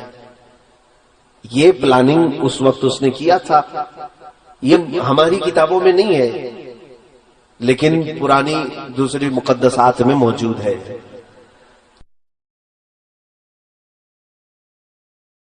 اب اس نے ایک بہت بڑا ورلڈ ٹاور بنایا تھا، اس زمانے کا بہت اونچا ایک محل بنایا، عمارت بنایا، اور دنیا بھر کے سارے لوگوں کو ایک جگہ جمع کیا، سب کی زبان ایک بنایا، کہا لینگویج الگ الگ نہیں ہونی چاہیے، سب کی ایک ہی زبان، آپس میں سارے لوگ میرے وفادار، اور سب کو ٹریننگ دیا کہ خدا کے ساتھ لڑنا ہے، سب کو خدا کا باغی بنا دیا سب کو، اور سارے جوش میں اور اتنی بلند عمارت بنائے. پوچھا گیا کیوں بنا رہے ہو؟ کہا اس پر چڑھ کر کے آسمانوں میں جاؤں گا, اس سے جنگ کروں گا خدا کو اور اس کو گرا دوں گا.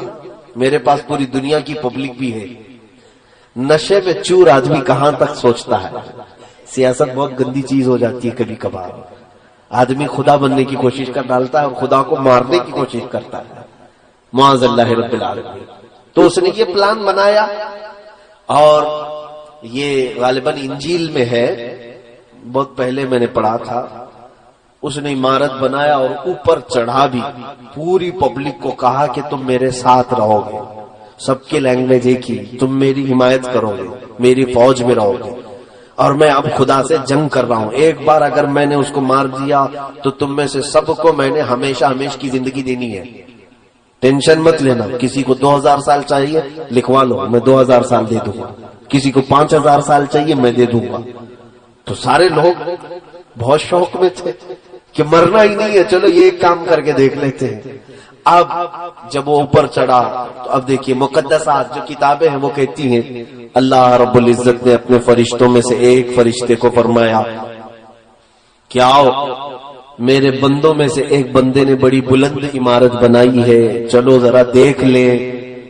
اللہ رب العزت نے فرمایا اور آسمانوں کی طرف نزول فرمایا اور اپنے ایک فرشتے کو. اللہ تعالیٰ کے فرشتوں کی تعداد کسی کو نہیں معلوم ہے کتنے لاکھ, کتنے کروڑ, کتنے ارب.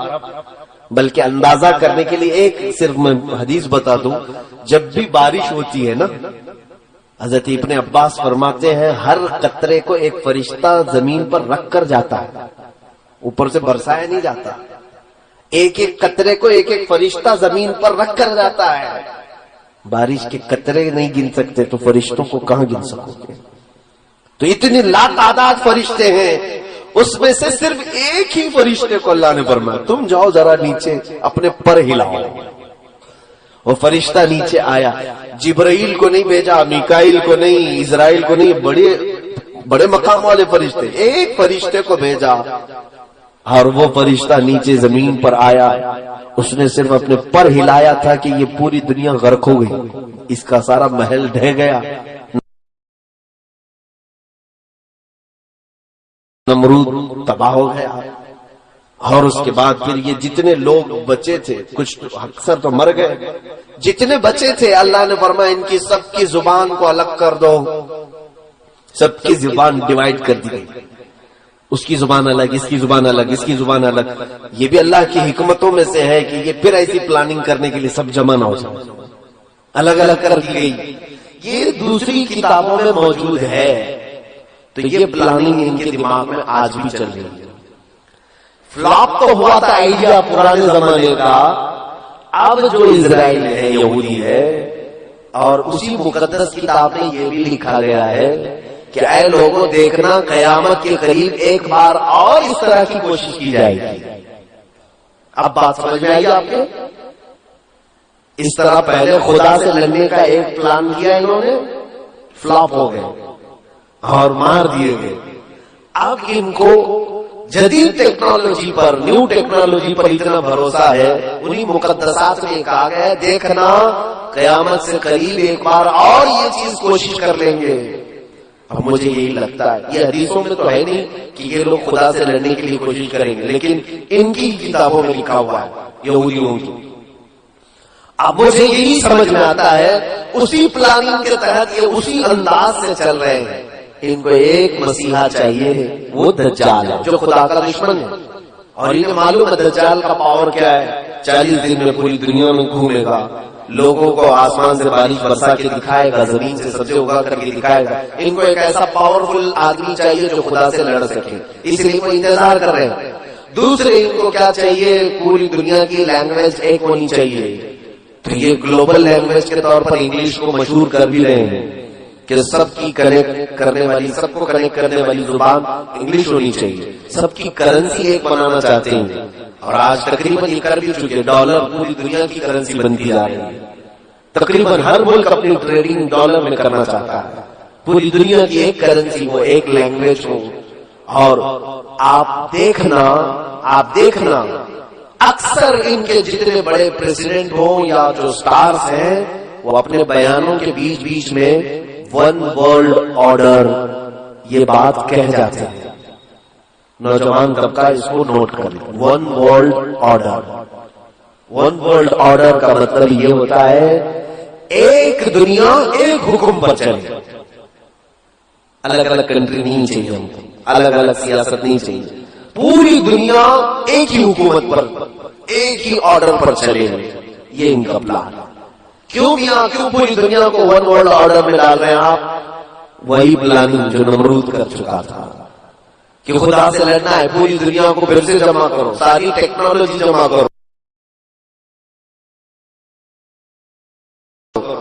اسی لیے اسپیس میں بھی بھیج رہے ہیں کہ جا کے دیکھ کر کیا ہے, سب تصویریں لے کے آئے کہاں خدا بیٹھتا ہے.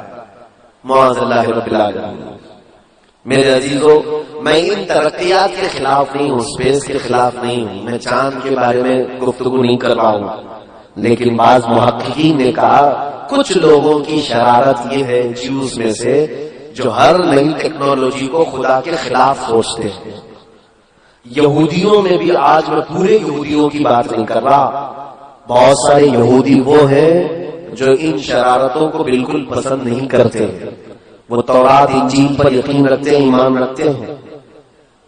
عیسائیوں میں بھی سارے نہیں ہیں, وہ بھی اپنی مقدسات پر ایمان رکھتے ہیں, لیکن کچھ ایسے ہیں جن کو عباد الشیطان کہا جاتا ہے. یہودیوں میں ایک تنظیم ایسی نکلی جو ڈیول ورشپرز ہیں, یعنی شیطان کی عبادت کرتے ہیں, پوجا کرتے ہیں. یہ ان کا پورا کیا ہوا ہے, پوری دنیا کو بدلا ہوا. اب سنیے, اب یہ پوری دنیا میں کیا ہنگامہ مچا رہے ہیں, کیا ہنگامہ مچائے ہیں. میں باخبر ضرور کرنا چاہوں گا ہر بچے کو, ہر جوان کو. میں نے مصر میں ایک کتاب پڑھی تھی, تقریباً وہ 150 سال پہلے کی ایک میٹنگ ہوئی تھی. حاخام کہتے ہیں یہودیوں کو, حاخام. یہ یہودیوں کے بڑے حکیم جو ہوتے ہیں ان کو حاخام کہتے ہیں. انہوں نے ایک میٹنگ لی اور اپنے حکیم سے یہودیوں نے پوچھا کہ ہم لڑکیوں کو ننگا تو کرنے کی پوری کوشش کرتے ہیں, لیکن مسلمان لڑکیاں ننگی نہیں ہوتی جلدی, یہ جلدی اپنا لباس اتار کر کے باہر آتی نہیں. ہم نے تقریباً دنیا کو ننگا کرنے کی کوشش کر ڈالی. تو اس حکیم نے 150 سال پہلے کی بات بتا رہا ہوں, کیا مشورہ دیا جانتے ہیں؟ اس نے کہا تھا کہ لوگوں تمہیں فطرت معلوم نہیں انسان کی. عورتوں کی فطرت یہ ہے کہ بچپن میں ان کو جیسا پہنایا جاتا ہے جوانی میں ویسی ہی پہنتی ہیں. اگر کوئی بچی بچپن سے دوپٹہ پہنتی ہو اور فل کپڑے پہنتی ہو, اچانک 16 سال کی عمر میں اس بچی کو آپ آدھے کپڑے پہننے کے لیے کہیں, نہیں پہن پائے گی, شرم و حیا زیادہ ہوتی ہے. آپ ہی کی بات لے لیں, ابھی آپ پینٹ شرٹ پہن رہے ہیں, فل کپڑے پہن رہے ہیں, اچانک آپ کو کہہ دیں چڈی پہنو اور ہاف بنیان پہن کے باہر آؤ, شرم لگے گی کہ نہیں لگے گی؟ حیا مانے ہوتی ہے. جو فل کپڑے پہنتا ہے وہ ہاف کپڑے میں جلدی نہیں آتا. ہاں, جس کی بچپن سے ہی ہاف کپڑے میں رکھ دیا جائے, وہ 16 سال کا, 20 سال کا, 40 سال کا, وہ ننگا گھومنے میں اسے کبھی شرم نہیں آتی. اس یہودی حکیم نے کہا اے لوگوں, مسلمان بچیاں اس لیے ننگی نہیں ہو پا رہی آج تک ہمارے پلان کے مطابق کہ ان کے گھروں میں ان کے ماں باپ ان کو فل کپڑے پہنا کر کے رکھتے ہیں, بچیوں کو دوپٹے اڑواتے ہیں, اسکارف پہناتے ہیں, جس کی وجہ سے 16 سال کی عمر میں ان پر تم محنت کرتے ہو, یہ ننگی نہیں ہو پاتی. کہا کیا کرے؟ اس یہودی عالم نے کہا ان کی بچیوں کے کپڑے ہاف بنانا شروع کرو, بچیوں کے اوپر محنت کرو, بڑی عورتوں پر نہیں. 16 سال 17 سال کی عمر کی بچیوں پر نہیں, چھوٹی بچیوں پر محنت کرو. میں نے یہ ایک عبارت پڑھی تھی, اس کے بعد آج تک میں دیکھ رہا ہوں مارکیٹ میں جب ہم لباس خریدنے کے لیے جاتے ہیں اپنی چھوٹی بچیوں کے, بہت کم ایسا لباس ملتا ہے جس میں فل سلیوز ہوتے ہیں. ہاف کپڑے کے بچیوں کو ہم سب پہنا رہے کہ نہیں پہنا رہے؟ اور ہم تو اگر کسی کو کہیں تو کہے گا کیا مولانا ابھی سے پردہ فرض ہو گیا؟ 2 سال کی بچی ہے, 3 سال کی بچی ہے, کیا ابھی سے ہم اس کو برقع پہنا دیں, نقاب پہنا دیں؟ میاں, نقاب اور برقعے کی بات میں نہیں کر رہا ہوں, انجانے میں ہم اس کو ننگا بنانے کی عادت ڈال رہے ہیں. آج ہی سے ہم اس کو ننگا رہنے کی عادت ڈال رہے ہیں. یہ ہمارا نہیں میرے عزیزوں, 150 سال پہلے کی یہودی عالم نے, حاخام نے اپنے یہودیوں کو کہا تھا کہ مسلمان بچیوں کو اگر ننگا کرنا ہے تو ان کی بچیوں کے کپڑے ہاف بناؤ. جاؤ آج مارکیٹ میں دیکھ لینا، آپ مارکیٹ میں دیکھو آج کپڑے تو ایسے ہم پہنا رہے ہیں. اکثر مسلمانوں کو ہم نے دیکھا کہ وہ دکان میں جا کر کے یہ پوچھتے ہیں کہ ویسٹرن سٹائل کے کپڑے چاہیے بچیوں کے لیے، اور ان کے لیے الگ سے کپڑے دکان والے دیتے بھی ہیں کہ اسکرٹ ہونی چاہیے چھوٹا سا، اور بچیوں کو کندھے شولڈر دکھ رہے ہوں، ان کے جسم کے اعضاء ظاہر ہو رہے ہوں. اور وہ بچی جوان جب ہوتی ہے تو فل کپڑوں میں اپنے آپ کو انکمفرٹیبل محسوس کرتی ہے. اگر اس کو اچانک برقع پہنا کہ کیا مجھے قید کر رہے ہو، بچپن سے تمہیں چھوٹے چھوٹے کپڑے پہنتی تھی، ابھی تم اسکارف ڈالو گے، دوپٹہ ڈالو گے، کیا کیا ڈالو گے میرے اوپر، چلاتی. اور ان بچیوں کو ہم نے دیکھا ہے جن کی بچپن سے ہم نے تربیت اچھے ماحول میں رکھی، وہ بڑی ہونے کے وقت میاں ایسا ہے کہ وہ دوپٹے اپنے پورے جسموں پر ڈال کر کے رکھتی ہیں، صرف سر پر نہیں بلکہ کوئی حصہ ان کا جھلکنے نہیں دیتی. وہ حیا بہت زیادہ ہوتی ہے. اس پلان کے ہم شکار ہو گئے ہیں. ہمارے لباس میں بے ترتیبی جو آئی ہے یہی دجالی منصوبوں کے تحت ہوا ہے. یہود جو پوری دنیا کو بے آبرو ایک ایسی قوم دیکھنا چاہتے ہیں جو خدا سے دور ہو، اللہ تعالیٰ نے جو کہا ہے اس کا مخالف ہے، رسول جو چاہتے ہیں اس کے خلاف. اس مشن کے تحت ایک دو نہیں میرے عزیزوں، ہزاروں کام ہو گئے. گنانے کے لیے میرے پاس اتنا وقت نہیں ہے. شارٹ میں چلوں، اگر کپڑوں کو دیکھا جائے تو ہمارے کپڑے چھین لیے گئے، لباس بدل لیا گیا. ہر نوجوان بچہ آج ہمارا یہ چاہتا ہے کہ مجھے ویسٹرن سٹائل کے کپڑے چاہیے، ہیئر سٹائل مجھے کسی ایکٹر کا چاہیے. لڑکیاں چاہتی ہیں کہ وہ ہیروئن بن جائے، ایکٹریس کے لباس چاہیے، ایکٹریس کے ہمیں جانتے ہو یہ پورے ایکٹر اور ایکٹریس پر لاکھوں ڈالر کے لاگت پہ خرچ کیا جاتا ہے. کون خرچہ کرتا ہے؟ ان کے اوپر پورے جیوز یہودی خرچ کرتے ہیں کہ یہ سٹار ہے، یہ ماڈل ہے، ان کو کپڑے پہناؤ اور پوری دنیا کو دکھاؤ. ان کے ذریعے سے پوری دنیا وہی کپڑے پہنے گی جو یہ پہنے گی. آپ کو معلوم نہیں ہے بڑے بڑے سٹار الومیناتی ہیں. اب تو وہ اعلان کر رہے ہیں ہم الومیناتی ہیں. الومیناتی یہ یہودیوں کی تنظیم ہے جو صرف اسی مشن پر کام کرتی ہے کہ وہ سٹار بن کر کے لوگوں کو اپنی طرف راغب کرے. میرے عزیزوں ایک وقت ایسا آئے گا کہ اگر سب کے سامنے کچرا کھائیں گے تو ان کے فین ایسے ہیں وہ کچرا بھی کھا لیں گے، ان کو نشے کے عادی بنا دیں گے. ان پر بڑی لاگت کا خرچہ ہوتا ہے سٹارز پر کہ پوری دنیا کے ماحول کو یہ چینج کرنے والے ہیں. یو کے، یو ایس اے، یہاں پر سب ایکٹر اور ایکٹریس نہیں، وہاں پر سنگرز جو ہے ان کی بڑی ویلیو ہے. کوئی بڑا سنگر ہو اس پر لاکھوں خرچہ کیا جاتا ہے. فٹ بال پلیئرز جتنے ہیں ان کے اوپر بہت ڈالر کے خرچ ہوتے ہیں کیونکہ ان کے لاکھوں کی تعداد میں فینس ہوتے ہیں، ان کو دیکھنے والی ایک بڑی دنیا ہوتی ہے. آپ دیکھیں کسی بھی ایکٹر کی آپ ہسٹری نکال کر کے دیکھیں، اس کے فالوورز کتنے ملینز میں ہیں، کسی کے بلین میں ہیں. ایک وہ عمل کرے گا تو پورے ملین لوگ اس کے فالوورز عمل کرنے لگ جائیں گے. یہودیوں نے بہت آسانی سے اپنے معاملات دوسروں تک پہنچانے کے لیے پوری دنیا کے کریم طبقے کو چوائس کیا ہے. یہ تھے لباس کی بات. اور جب انہوں نے یہ پڑھا ہے حدیثوں میں، ایک بات یاد رکھیں کہ ہم سے زیادہ حدیثیں وہ پڑھتے ہیں. یہ قرآن کے حافظ ہوتے ہیں، محدث بھی ہوتے ہیں، مفسر بھی ہوتے ہیں. آج مصر میں کتنے تو ایسے ہیں جن کو مستشرق کہا جاتا ہے، یعنی اورینٹلائز.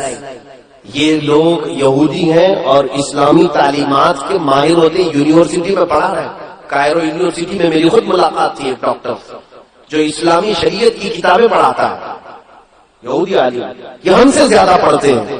جب انہوں نے یہ پڑھا کہ مسلمان سب سے زیادہ ان کا لگاؤ اللہ اس کے رسول سے ہے، کم ہونے کے لیے مین چیز کیا ہے تو رزق ہے. ہمارا سارا معاملہ رزق پر چلتا ہے. اگر رزق اچھا ہے تو دعائیں بھی پہنچتی ہیں، عبادتیں بھی پہنچتی ہیں. اور رزق خراب ہو گیا تو سارا ہمارا کنیکشن کٹ گیا، ختم ہو گیا. ہماری دعائیں اجابت سے نہیں ٹکراتی، ہماری عبادتیں قبول نہیں ہوتی. تو رزق پر ایسا عمل کیا گیا ہے، ایسا کہ پوری دنیا میں آج دیکھیں چند سالوں کے بعد حلال کھانا ہمارے لیے مشکل ہو جائے گا. حلال کھانا مشکل ہے. بہت کم ایسے لوگ ہیں جو بچ پائے ہیں حرام سے، ورنہ تو پورا ایک طبقہ، عرب والے تو پورے کے پورے مبتلا ہیں. ان کے گھر گھر پر KFC اور میکڈونلڈ سب ہوئے، نہ جانے کتنی ایسی فوڈ کی کمپنیاں پہنچی ہوئی. کئی ایسی کمپنیاں ہیں جو پورک بناتی ہیں، کئی ایسی کمپنیاں ہیں جو علل اعلان بیچتی ہیں کہ ہمارے ہاں خنزیر کا گوشت بکتا ہے. خود ممبئی میں ایک مسلمان پیزا کا ایک ہوٹل چلاتا ہے، مسلمان ہے، اس کے پاس دونوں سیکشن ہیں، پیزا نان ویج اور ویج کا. نان ویج کے پیزے میں اس نے خنزیر کا گوشت ملا کر کے بیچتا ہے اور اس سے سوال بھی کیا گیا تو کہتا ہے یہ تو آپ کی چوائس ہے، چاہے تو آپ کھائیں نہیں تو نہ کھائیں، میں زبردستی تھوڑی نہ بیچ رہا ہوں. میرے عزیزوں، کھانے کی چیزوں کو اتنا بدل دیا گیا، اسی لیے میں کہتا ہوں اپنا ٹیسٹ بدل لو. بہت زیادہ زبان کو لذتوں کا عادی مت بنانا، ورنہ حرام چلا جائے گا پیٹ میں. اور پھر ہمارے ہندوستان میں کیا چھوڑا گیا؟ ہر اناج کو، ہر چیز کو کبھی گائے کا پیشاب ملا کر کے، کبھی پتہ نہیں کیا کیا ملا کر کے. کمپنیاں نہیں آئی ہمارے یہاں، کوئی چاکلیٹ نہیں چھوڑا انہوں نے حرام چیزوں کے ملانے سے، کہ بچے چاکلیٹ کھائیں اور اس میں پتہ نہیں کن کن جانوروں کی چربیاں ملائی گئی. ہزار یہ کہتے ہیں کہ حلال ہے حلال ہے، لیکن ان کی نیت میں کھوٹ ہے. میرے عزیزوں، ہمارے رزق پر بہت بڑا اثر ہو رہا ہے. میں چند دنوں پہلے چکن کے متعلق ایک بیان کیا تھا. میں حرام نہیں کہتا ہوں گوشت کو، چکن کو، لیکن وہ ہو سکے تو آپ سن لینا. یہ جو برائلر چکن جو بنائی گئی ہے، یہ 1960 کی پیداوار ہے. اس سے پہلے یہ سفید مرغیاں تھی نہیں دنیا میں.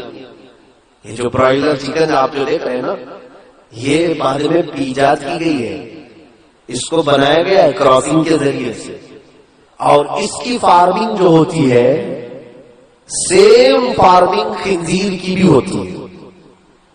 امریکہ میں سب سے زیادہ طلب جس گوشت کی ہے وہ خنزیر کی ہے، پگ کی. اور اس کو کھلا کر کے جتنی جلدی بڑا کیا جاتا ہے، کیونکہ اس کی مارکیٹ ہے وہاں پر، ان کو جلدی جلدی گوشت چاہیے. خنزیر بڑا نہیں ہوگا تو گوشت کیسے ملے گا؟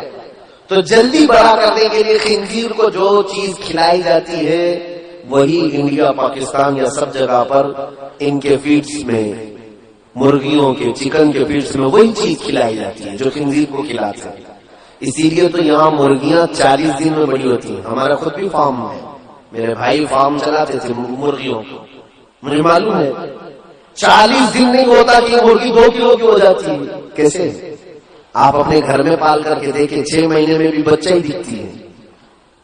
یہ حیرت سے بہت تیزی سے بڑھاتے. یہ میرا ٹاپک نہیں ہے، لیکن میں آپ کو کہہ رہا ہوں کہ ہماری غذا پر بہت زیادہ کوشش کی گئی ہے کہ حرام کی آمیزش ہو جائے، تاکہ ان کی دعائیں قبول نہ ہوں، ان کی عبادتیں قبول نہ ہوں، اور ان کا اللہ رب العزت سے جو قریبی تعلق ہے وہ ڈسکنیکٹ ہو جائے. اسی لیے آج ہم کثرت سے دعائیں مانگ رہے ہیں، اللہ کی رحمت مانگ رہے ہیں. ہمارے ساتھ کیا ہو رہا ہے؟ حضور پاک صلی اللہ تعالی علیہ وسلم نے فرمایا ہے، جب تک تمہارے پیٹ میں حرام لقمہ ہوگا تمہاری کوئی دعا اللہ تک نہیں پہنچتی، کوئی دعا نہیں جائے گی. اور یہ چاہتے ہیں کہ ہمارے جسموں میں حرام لقمے پڑے رہے اور ہم دعا کرتے رہے، ہماری کوئی دعا قبول نہ ہو. کپڑوں کو لے کر کے اور اس کے علاوہ رزق کو لے کر کے. دوائیوں کا معاملہ تو بہت ہی بڑا ڈیفیکلٹ ہے میرے عزیزوں. ایک پورا ڈرگ مافیا ہے پورے ورلڈ میں. انہوں نے دوائیوں کو ایک دھندا اور بزنس بنایا ہوا ہے. میڈیکل لائن ایک ایسی چیز ہے، اس پر ہی مجھے 2 گھنٹے بولنا پڑ جائے گا. یہ پوری دنیا میں جو دوائیاں بنائی جا رہی ہیں، کہاں دوائیاں بنتی ہیں ذرا تحقیق کر لو. میں بار بار یہی افسوس جتاتا ہوں، ہمارے بچوں کو گیم کھیلنے سے فرصت نہیں، انٹرنیٹ میں فلمیں اور سیریل اور پتہ نہیں ڈرامے دیکھنے سے فرصت نہیں. کاش یہ کچھ نالج والی باتیں بھی اپنے موبائل سے دیکھ لیتے. قرآن و حدیث مستقبل کے بارے میں کیا بتا رہے، یہ بھی انٹرنیٹ میں بہت ساری چیزیں موجود ہیں. میں خود بھی تو مطالعہ کرتا ہوں، میرا سارا مواد میرے موبائل میں پڑا ہوا ہے. میں کہاں کتابیں اٹھا کر کے چلوں. تاریخ کی جتنی کتابیں میں نے پڑھی ہیں میرے انٹرنیٹ موبائل سے پڑھی ہیں، اکثر کتابیں. یہ ہمارا طبقہ کیوں نہیں پڑھتا آج؟ ہمارے نوجوان جو رات میں گیم کھیلنا شروع کرتے تو فجر ہو جاتی. کیا اللہ رب العزت کو تمہیں جواب نہیں دینا ہے؟ کہ رات کس کام میں تم نے گزاری ہے. میرے عزیزوں وقت بہت ہی تنگ ہمارے اوپر آ رہا ہے. یہ تھی باتیں. ڈرگ مافیا تو ایسی ہے کہ ایک گولی, میرے ان سے بھی بہت گہرے تعلقات ہیں, دوائیوں کی کمپنیوں والوں سے بھی. 75 پیسے کی جو گولی بنتی ہے وہ مارکیٹ میں 40 روپے 50 روپے کی بکتی ہے. ایک اسٹنٹ جو لگایا جاتا ہے, یعنی بائی پاس سرجری کرنے والے یا پھر انجیوگرافی انجیوپلاسٹی جن کو ہوتی ہے, اسٹنٹ لگاتے ہیں, $1 کا ہوتا ہے. $1 تقریباً 70 روپے کا اسٹنٹ, اور اس کی قیمت یہاں پر 1 لاکھ 2 لاکھ روپے لی جاتی ہے. خیر یہ تو ان کی تجارت ہے, لیکن جانتے ہیں آپ کئی بیماریاں جان بوجھ کر کے وائرس کے طور پر پھیلائی جاتی ہیں. ہمارے ایک ڈاکٹر شفیق ہیں, ان کی تحقیق ہے, وہ کہتے ہیں کینسر یہ کوئی بیماری ہے نہیں, یہ وائرس ہے جو چھوڑا گیا ہے, اس کا علاج موجود ہے, لیکن چاہتی نہیں پوری ڈرگ مافیا کہ وہ علاج ہو جائے. اگر یہ علاج بہت چھوٹی چھوٹی پتیاں ہیں, افغانستان کی کچھ پتیوں سے ایک ڈاکٹر صاحب نے علاج بھی کیا کینسر کا. وہ کہتے ہیں ان پتیوں پر اور اس کے جوس پر امریکہ نے پابندی لگا دی کہ لا نہیں سکتے تم. کیوں؟ یہ نہیں چاہتے کہ کینسر والے صحیح ہو جائے. کیوں؟ کینسر جتنا بڑھے گا اتنا مال ڈرگ مافیا کو پہنچے گا, اتنی زیادہ, کروڑوں نہیں اربوں کی تجارت ہے یہ. میرے عزیزوں پوری دنیا میں گولڈ پر قبضہ اگر کسی کا ہے تو انہی کا ہے. سنا ایک لفظ پر آپ توجہ دیں, آپ کو میں بتاتا ہوں. ان کو کیا کہتے ہیں یہودیوں کو, انگلش میں کیا کہتے ہیں معلوم ہوگا نا, جیوز. جیوز. اور دنیا میں آپ دیکھنا سونے کی گولڈ کی جو بھی دکان ہے اس کو کیا کہتے ہیں جیولری. کیا کہتے ہیں جیولری. یہ جیوز کا لفظ جیولری کے اندر ساتھ میں رکھا جاتا ہے. وہ یہ تمہیں احساس دینا چاہتے ہیں کہ سونے پر صرف ہمارا حق ہے, سونے پر صرف ہمارا حق ہے. اور یہ بھی آپ کو میں بتاؤں کہ ان کی پلاننگ کہ پوری دنیا میں سونے اور چاندی کو یہ قبضہ کریں گے, اور یہ جو بولیں گے وہ کرنسی چلے گی. آج دیکھیں یہ کرنسی کا معاملہ بڑا ڈیفیکلٹ ہے. مجھے آج اعلیٰ حضرت فاضل بریلوی کی یاد آتی ہے. سرکار امام احمد رضا خان فاضل بریلوی رضی اللہ تعالیٰ عنہ 100 سال پہلے ہی ایک رسالہ لکھا ہے, کفل الفقیہ الفاہم فی احکام القرطاس والدراہم. اس پہلے زمانے میں کرنسی کیا چلتی تھی جانتے ہیں آپ؟ سونے کے سکے چاندی کے سکے. توجہ چاہوں گا, سونے کے سکے چاندی کے سکے. سونے کے سکوں کو دینار کہتے تھے اور چاندی کے سکوں کو درہم کہتے تھے. درہم اور دینار چلتے تھے پہلے. اب سنیے گا, سونے کا ایک سکہ ہے اور چاندی کا ایک سکہ ہے, اس کی اپنی ایک ویلیو ہے کہ نہیں ہے؟ وہ سونے کا ہے میاں. آج اگر ظاہر سی بات ہے کسی بھی سکے پر بادشاہ کی فوٹو ہوگی جو اس وقت بادشاہ چل رہا ہے, چلے بادشاہ ختم ہو گیا, دوسرا بادشاہ آ گیا, کیا وہ سکہ بیکار ہو جائے گا؟ سکہ خراب ہو جائے گا؟ نہیں, صرف فوٹو بدلنا ہے. جاؤ میلٹ کرو, سنان کو دو, وہ میلٹ کر کے دوسرا سکہ بنا دے گا, لیکن اس کی ویلیو ہے کہ نہیں؟ چلے حکومت ختم ہو گئی, جو سکے چل رہے تھے چاندی اور سونے کے, لے جاؤ سب بیچو. ارے آپ کو تو کلو کے وزن پر قیمت ملے گی. سونے اور چاندی کی ویلیو ہے کہ نہیں؟ یہ یہودیوں نے پوری دنیا سے سونے اور چاندی کے سکوں کو ہٹا دیا اور اس کی جگہ پر کاغذ کے ٹکڑے لائے. کاغذ کے ٹکڑے, پہلے نوٹ تھی نہیں پوری دنیا میں کہیں پر. یہ کاغذ کے ٹکڑوں کو لائے اور اس پر لکھ دیا 1000, تو اب ہم سمجھ رہے ہیں 1000. اس پر لکھ دیا 2000, ہم سمجھ رہے 2000, جبکہ وہ کاغذ بھی اتنا ہی ہے جتنا نیوز پیپر والا کاغذ ہے. کوئی فرق نہیں ہے پیپر میں. ہاں تھوڑا اچھا کاغذ استعمال کرتے ہوں گے, پرنٹ نکال سکتے ہیں آپ, لیکن وہ کاغذ اس کی ویلیو ہے اپنی. وہ تو ابھی ابھی ہمارے سب کو سمجھ میں آ چکی ہوگی. 2 سال پہلے صاحب نے اعلان کیا تھا رات میں کہ آج سے 9 بجے کے بعد 1000 اور 500 کے نوٹ کی ویلیو ختم. تو دوسرے دن وہ کیا ہو گئے؟ آج اگر آپ کے جیب میں 1000 روپے کی پرانی نوٹ ہو تو آپ کو مجرم سمجھ کے پکڑ کے لے جائیں گے. عزیزو, یہ کرنسی ایسی ہے کہ اس کی اپنی ویلیو نہیں ہے. اگر کسی کے پاس اس زمانے کے چلیے میں کہتا ہوں ہزار کے نوٹ جمع ہیں، بہت سارے ہیں، بھول گئے تھے آپ چینج کرانا، انہوں نے تو ٹائم بھی دیا تھا 2 مہینے کا چینج کرا لو، بھول گئے تھے، ابھی اب کہیں تھیلی سے نکلا آج کے زمانے میں، کہاں لے کے جاؤ گے آپ؟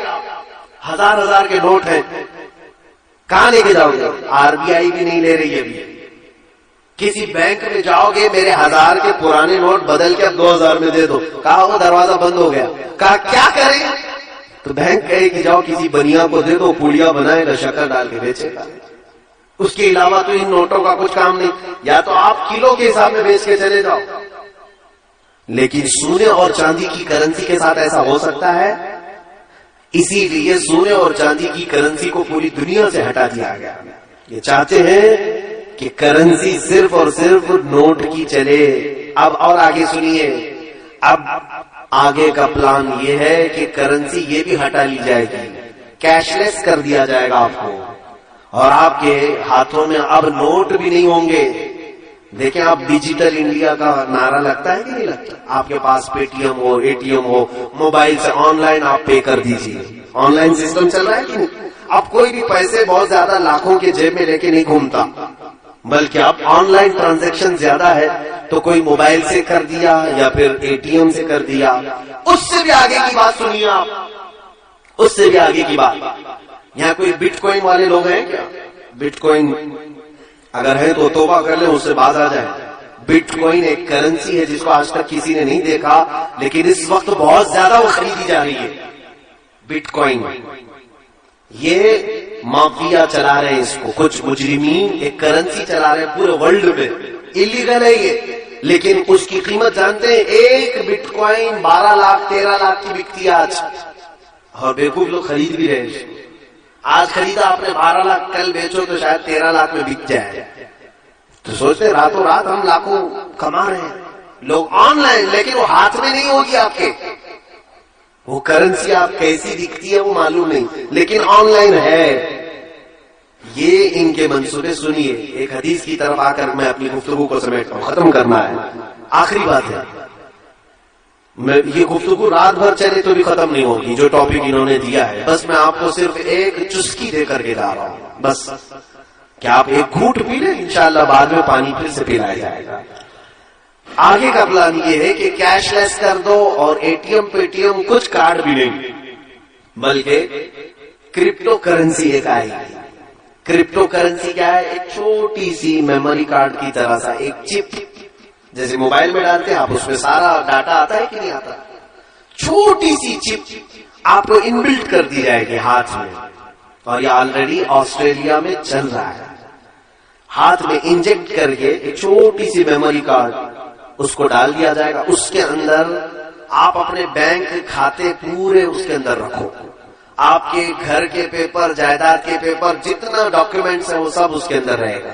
ظاہر سی بات ہے پیپر گم ہو جائے تو بھی کچھ فرق نہیں، آپ پیپر جلا دو، نوٹ ختم کر دو، سارا آپ کا کہاں ہے؟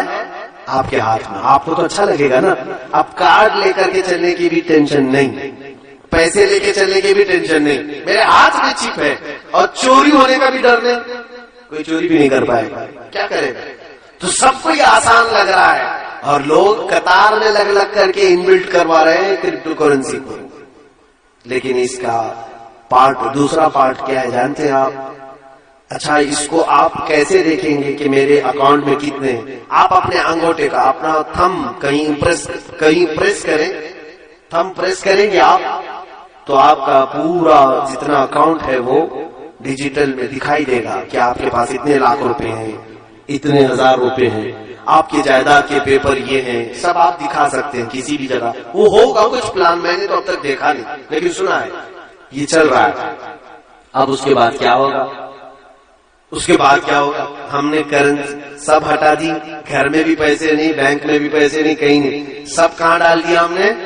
اس چھوٹے سے چپ میں ڈالا ہے. لیکن وہ ویلیوبل ہے، دنیا اس کو کہے گی تم کو دکان میں کچھ خریدنا ہے تو جاؤ تھم لگاؤ، 1000 روپے کے سامان خرید کر کے لاؤ. ابھی کل ہی ہم جا رہے تھے، دھورا جا رہے تھے، ہم نے دیکھا جس کار میں ہم بیٹھے ہوئے کار پر ایک چھوٹی سی وہ چپ لگائی تھی، ٹول ناکے سے کار گزری، اچانک اس کا گیٹ اٹھ گیا. یہ جدید ٹیکنالوجی دبئی میں تو بہت پہلے سے چل رہا ہے کہ آپ ٹول میں کھڑے ہو کر کے پیسے بھرنا، چھٹے واپس لینا ضروری نہیں، 3 مہینے بھر کا شاید ریفل ہوتا ہے، ایک چھوٹی سی چپ دیتے ہیں، کار کے سامنے والے گلاس پر آپ لگائیں، جب بھی آپ کو ٹول کے اندر سے جانا ہے اور اچانک گیٹ اٹھ جائیں گے، واپس آنا ہے، دن میں گھومتے رہو. یہ آپ کے بریلی میں کل میں نے دیکھا ہے کہ نہیں ہے، چپ لگ رہی. تو اس کا مطلب ہوا جو ٹول لینے والے تھے ان کی سب چھٹی ہو گئی، پیسے لینے والے بھی نہیں، دینے والے بھی نہیں، سب پیسہ اس چپ میں آیا ہے. اچھا یہی سسٹم ہمارے ہاتھ میں آ جائے تو آپ کو سمجھے گا اور اچھا ہے. جہاں جہاں پیٹرول ڈالنا ہے ہم ہاتھ کو لگا دیں گے، پیٹرول آ جائے گا. ڈاکٹر کو پیسے دینا ہے وہاں پر بھی ہم اپنا تھم پریس کر دیں گے، اس کو جتنی بل ہے اس میں سے نکل کے چلی جائے گی. آسان آسان، یہ جو میں بتا رہے ہیں آسان. جب تم سب آسانی میں آ جاؤ گے، پوچھو آپ خود سے کہ حضرت یہ چلتا کس سے ہے؟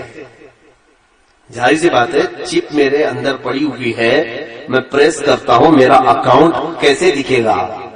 کیسے دکھے گا؟ میں یہی کہوں گا کہ یہ سارا انٹرنیٹ سے چلے گا. کیسے چلے گا؟ انٹرنیٹ سے چلے گا. اے میرے عزیز تمہیں یہی ہوش سنبھالنا چاہیے.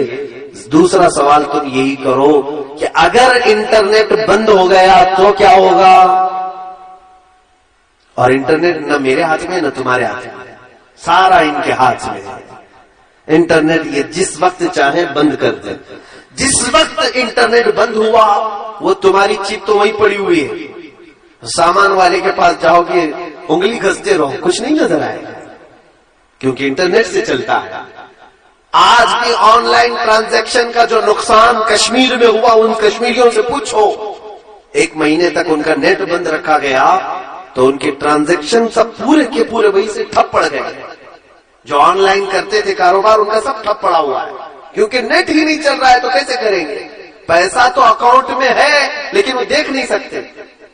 میرے موبائل میں ایپ ہے، ایپلیکیشن بینک کا، میں ڈائریکٹ کھول کر کے دیکھ سکتا ہوں کہ میرے اکاؤنٹ میں کتنے پیسے. لیکن میرے عزیزوں کب دیکھ سکتا ہوں؟ جب میرے موبائل میں انٹرنیٹ اوپن ہے. تو اگر انٹرنیٹ بند ہے تو میں موبائل لے کر کے دن بھر پھروں، مجھے پتا نہیں ہوگا میری بینک میں کتنے پیسے ہیں. صحیح بات ہے کہ نہیں ہے؟ تو آپ کو ڈیجیٹل لائف میں لایا جائے گا اور کرپٹو کرنسی کے نام پر ایک وقت ایسا آئے گا. وہ حدیث کی طرف میں لے چلتا ہوں. میرے آقا صلی اللہ علیہ وسلم نے فرمایا کہ میری امت پر ایک وقت ایسا آئے گا کہ لوگ قحط میں پڑ جائیں گے، بھوک مری کے شکار ہو جائیں گے، یہاں تک کہ وہ غریبی اور مفلسی میں ایک دوسرے کا گوشت کھانے کی کوشش کریں گے، ایک دوسرے کا خون پینے کی کوشش کریں گے. کیسے؟ یہ وقت آئے گا جب آپ خرید نہیں سکتے، بیچ نہیں سکتے، کچھ نہیں کر سکتے. گھر میں بھوکا تو نہیں مرے گا آدمی، ساری چیزیں ختم کر دی جائیں گی. تب پھر آدمی ایک دوسرے پر جھپٹ پڑے گا، قتل کرنے کی کوشش کرے گا، انسان کا گوشت کھانے کی کوشش کرے گا. ان تمام چیزوں کی طرف اگر کوئی لانے کی کوشش کر رہا ہے تو یہی دجالی جو تنظیمیں ہیں. میرے عزیزوں یہ ٹاپک چھوٹا نہیں ہے، بہت طویل ہے. پھر کسی دوسرے وقت پر میں ضرور حاضر ہو کر عرض کرنے کی کوشش کروں گا. جو کچھ بیان ہوا وہ آغاز باب تھا، آج یہ کہنا مناسب ہوگا. جو کچھ بھی بیان ہوا وہ آغاز باب تھا، لیکن میں انٹلیکچوئل طبقے کو یہ ضرور کہنا چاہوں گا تم الرٹ رہو، تم حدیثوں کو پڑھو. اللہ کے نبی صلی اللہ تعالی علیہ وسلم نے ہر بڑے حادثے سے تمہیں پہلے ہی بتا دیا ہے کہ کیا ہونا ہے. لیکن صرف حادثے نہیں بتائے کہ قیامت آ جائے گی، دجال آ جائے گا، یاجوج ماجوج آ جائیں گے، بلکہ حدیثوں میں تم یہ پڑھو حضور نے ان سے بچنے کے طریقے بھی بتائے ہیں. یہ میرے آقا کی شان ہے، جہاں حادثوں کی خبر دی وہیں میرے آقا نے یہ بھی بتایا کہ تم اپنے آپ کو کیسے بچا پاؤ گے. جیسے کہ ایک حدیث ملتی ہے کہ حضور صلی اللہ تعالی علیہ وسلم نے فرمایا قیامت کی قریب تم دیکھو گے انگلیوں کے پور سے لوگ گناہ کریں گے. انگلیوں کے پور سے، شاید اس زمانے کے لوگ جانتے بھی نہیں ہوں گے انگلیوں کے پور سے گناہ کیسے ہو سکتا ہے. آج ہم دیکھ رہے ہیں سارا گناہ ٹچ اسکرین سے ہوتا ہے کہ نہیں ہوتا ہے؟ ٹچ اسکرین سے ہماری انگلیوں کا یہ پور، سامنے کا حصہ، یہی تو موبائل پر ٹچ ہوتا ہے. ہر نوجوان بچے اور بچیوں کے ہاتھوں میں جو آج موبائل ہے، اور اپنی تنہائی میں اور اپنے مجمع میں یہ کیا کیا دیکھتے ہیں اللہ جانتا ہے، اور وہ بھی جانتے ہیں کہ اکثر لوگوں کا موبائل غیر امانت دار ہے. بہت سارے لوگوں کا موبائل ان کے دل سے زیادہ غلیظ ہو چکا ہے. میرے عزیزوں، یہ ہم انگلیوں سے اتنے گناہ کر رہے ہیں جتنی ہماری شرمگاہ بھی اتنے گناہ نہیں کرتی جتنا ہماری انگلیاں گناہ کر رہی ہیں. جتنی مرتبہ تم نامحرم عورتوں پر ٹچ کرتے جاؤ گے اتنے زنا کی گناہ بڑھتے جائیں گے.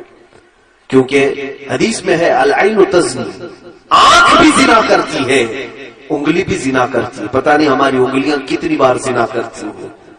تو حضور نے جو فرمایا تھا کہ تم دیکھنا انگلیوں کے پور سے گناہ کیا جائے گا. میں یہی تو کہہ رہا تھا کہ حضور نے ڈرایا ہے آنے والی چیزوں سے تو علاج بھی بتایا ہے. صحابہ نے پوچھا یا رسول اللہ صلی اللہ علیہ وسلم جب انگلیوں کے پور سے گناہ ہونے لگے تب ہم کیا کریں؟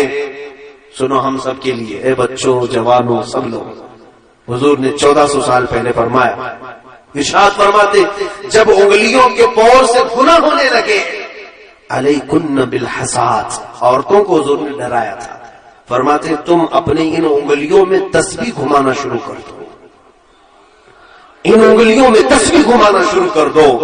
جب تمہاری انگلیاں تسبیح کی عاشق بن جائیں گی تو تمہاری ان انگلیوں کو اللہ تعالیٰ گناہ سے بچا لے گا. وآخر دعوانا الحمدللہ رب العالمین.